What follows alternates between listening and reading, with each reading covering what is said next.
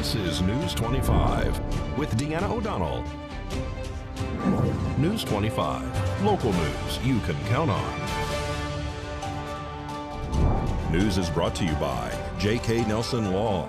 Give them a call, 727-9900. News is also brought to you by Desert View Hospital. You can count on us. Welcome to News 25. Today is Wednesday, November 16th. I'm Deanna O'Donnell.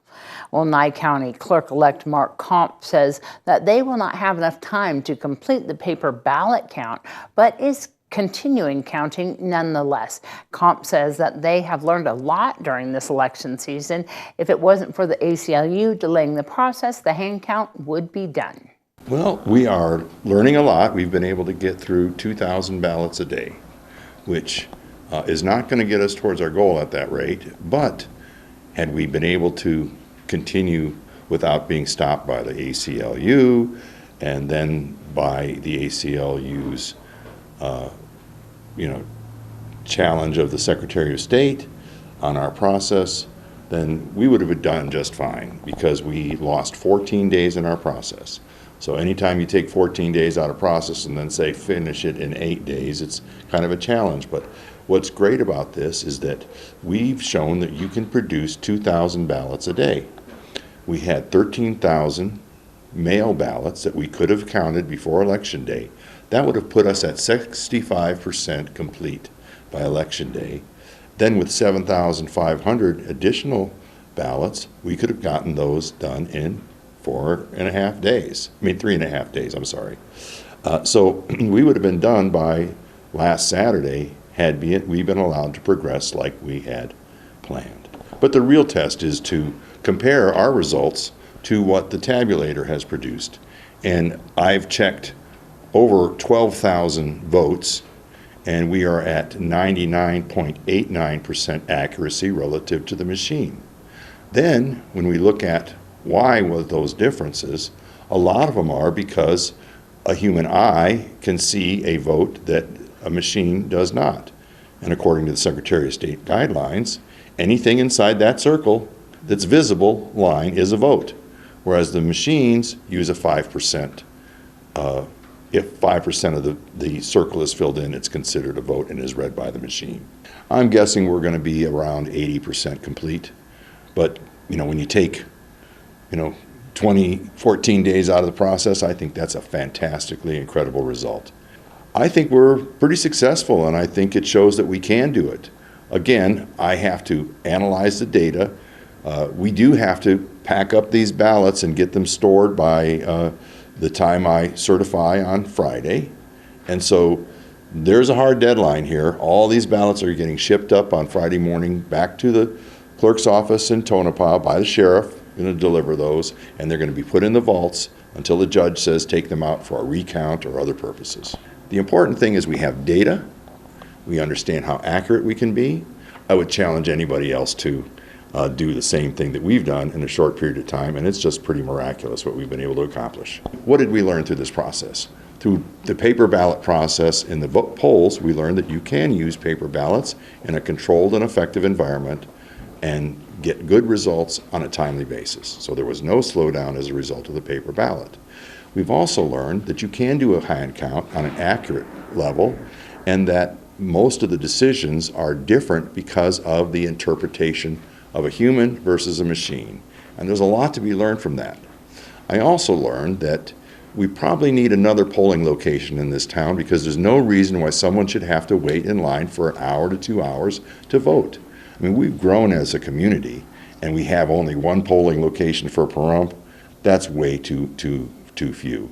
So I have a lot of plans for the next election to expand voting throughout the community, to get more people to vote nearer to where they live, and to reduce the burden on Election Day of people having to stand in the line. No one wants to stand in the rain, and nobody wants to get baked in the sun. Suspects have been taken into custody for burglarizing 2 separate convenience stores. One of them was robbed with a gun. We have the first suspect on tonight's broadcast.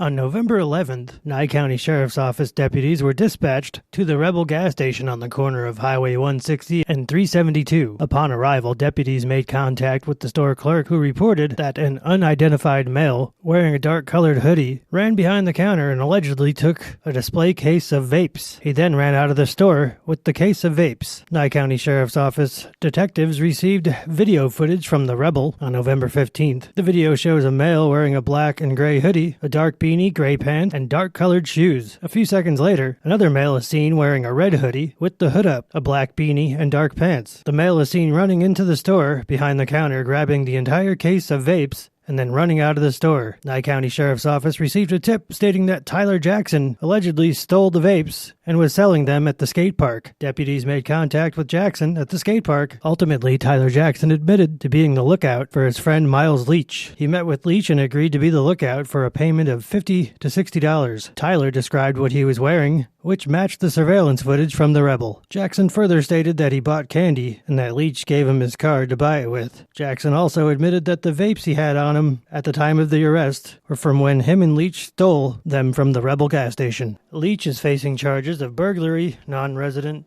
forced receive or possession of stolen property. Jackson faces charges of burglary of a business, conspiracy burglary, and buy, possession, receiving, withhold stolen property less than $1,200. And the Nye County Sheriff's Office reports that they did arrest Miles Leach early this morning for the armed robbery at the Winery Supermarket. News 25 has requested his arrest report. News 25 will return on the other side of this break. You're watching News 25, the most recognized and farthest reaching local news in Nye County. News 25, local news you can count on. This segment of the news is brought to you by John Air. For all your heating and air conditioning needs, call 775-751-2372. Well, a couple who allegedly trespassed on government property were contacted by police and the driver arrested when Nye County Sheriff's Office say that they found drugs and a pipe in the car. David Preston has more. On October 23rd, deputies with the Nye County Sheriff's Office were dispatched to a cattle guard on the Mercury Highway for a vehicle trespassing on government property. While en route, officers reported that an occupant was allegedly acting strangely within the vehicle.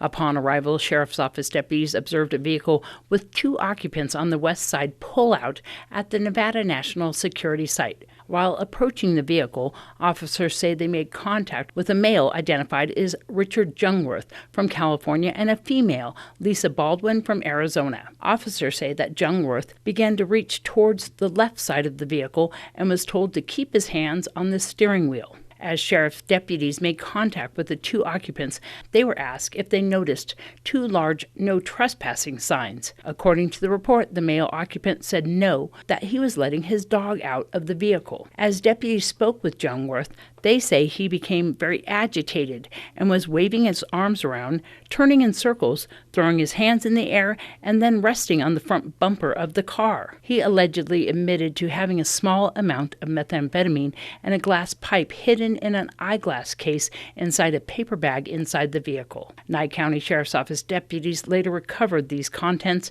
inside the vehicle, which tested presumptive positive for methamphetamine. Richard Jungworth was arrested by the Nye County Sheriff's Office for possession of drugs and drug paraphernalia and trespassing on government property. Lisa Baldwin was not taken into custody. And right now until December 7th is Medicare's open enrollment. Here's a word from our own Vern Van Winkle and Humana. This section of the news is brought to you by Humana.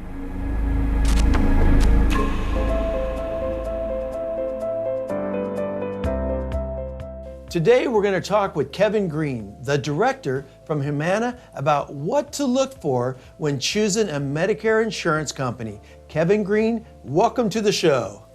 Hey Vern, pleasure to be here. Choosing the right Medicare plan is important so beneficiaries can get the health care they need. But why should they consider the Medicare insurance companies too? Well, that's a great question, Vern. Your insurance company can support your health and wellness along with your plan. So at Humana, we strive to find solutions where available that make health and well-being simple. and personal. So it's what we call human care. Does Humana have formal programs to help members, and are these services on a case-by-case basis? Yeah, it's actually both. So we empower our associates to help on the individual level, and but I also want to tell you about some of our favorite formal programs. So the first is our Humana Neighborhood Centers. And at our neighborhood centers, we have in-person and virtual programs, health education, we have member services, and there are brick and mortar locations, but they're also available online. Members can connect with their peers, there's social and health activities, and they can get one-on-one support they need with their plan and their health. Another program is called Go365. It's Humana's member rewards program, and it's available on many plans. Members can earn more than $200 or more in redeemable gift cards at major retailers for completing eligible activities, which would be health screenings. They could volunteer or even participate in athletic events. Finally, we know that a big part of maintaining your health is eating a nutritious diet, right? So that's why we have monthly grocery allowances for eligible members on many of our dual eligible special needs plans. And with grocery prices rising, the benefit helps members stretch their budgets further so they can stay full and healthy all month long. I had no idea that Humana was so involved. Where can the audience learn more about Humana? Well, I appreciate that, Vern. So the first place to start is medicareagent.humana.com. And there you can review all of our plans that are available in their area. If you're in Las Vegas, you'll dial 702-837-4462. And if you're in Pahrump, 775-910-6010. We'll have a licensed representative available to speak with you.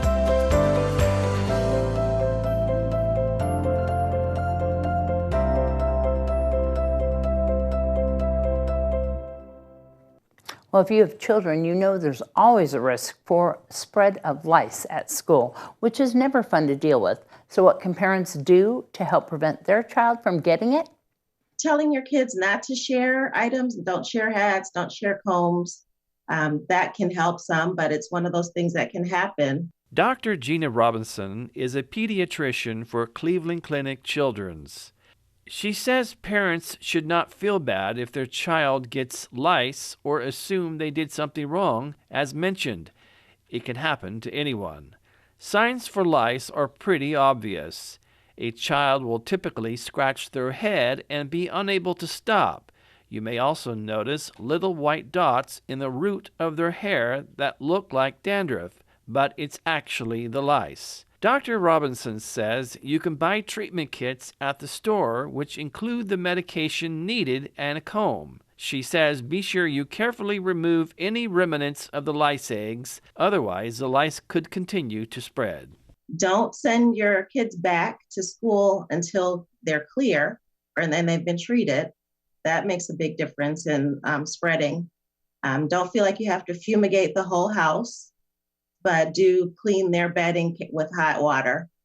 Well, Dr. Robinson says it's also a good idea to let your child's school know so that they can let the children's parents know so they can plan accordingly.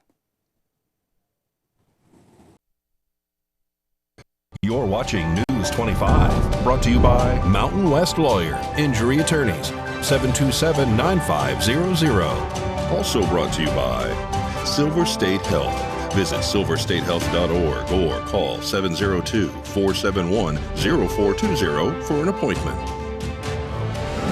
News 25, local news you can count on.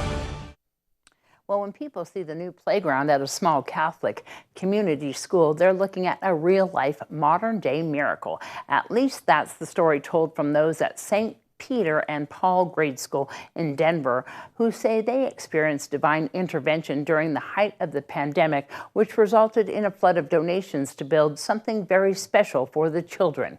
Kim Martinez reports.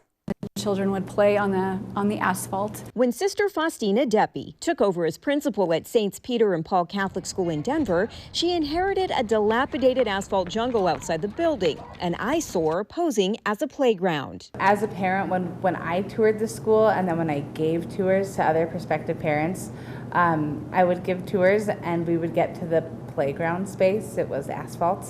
It was a big letdown. After years of failed attempts by her predecessors, Sister Faustina teamed with parents and parish members to take another crack at raising the money to build a decent playground for the children. We're not totally sure how this is going to work, but we believe in it, and this is the right time. Let's go build ourselves a playground. The school knew they were in the middle of a miracle when they were able to raise so much money, more than they'd ever raised before for any given project, $800,000 for this unique playground. We were praying to a holy woman who had died here in Denver about a century ago, and she had a great love for children and for the poor. And I had heard that her intercession was especially powerful. Her name is Julia Greeley. That's nothing short of a miracle. A windfall of money came in from large donations to small but meaningful contributions. Frequently, we would have a student come up with quarters and dimes and say, the tooth fairy came, I'd like to put this towards the playground. We have a full-length basketball court, AstroTurf with a volleyball and tetherball poles. We have a small soccer field that they're enjoying, with a very nice new playground equipment and an outdoor STEM classroom. Ironically, one of the catalysts to the massive fundraising had to do with COVID. This Catholic school found a way to safely stay open when most schools were closed to in-person learning. The neighborhood and community took notice of their perseverance to serve. There was a lot of enthusiasm around schools that were able to serve children well in the midst of a pandemic. And the community began to rally behind us with a real energy and a desire to help our students. So during one of the worst times in the nation's history, this small, faithful school showed the entire country that miracles are real. Kim Martinez reporting. News 25 Weather Cam is brought to you by Lerner and Rowe Injury Attorney's Office in Pahrump. In a wreck, need a check? Call 702-877-1500. All right, taking a look outside on the Sunset side of our town. There we're going to have John with our weather right after this break.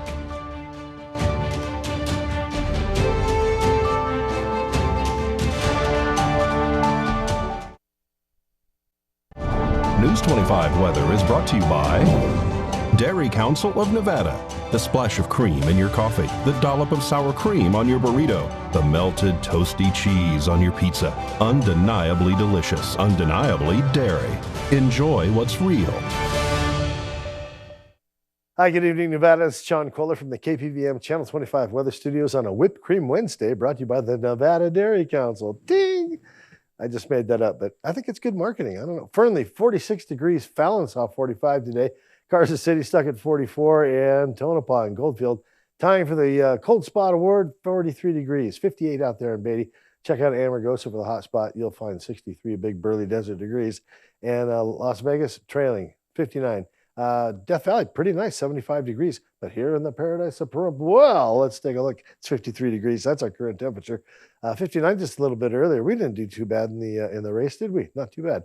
Winds out of the east-northeast to 4 miles per hour. That sun rose in all its glory, hope, and promise at 6:21, and it extinguished itself at 4:34. Took a dive into the ocean, taking one for the team. We'll see you tomorrow, son. Low tonight, 33 degrees.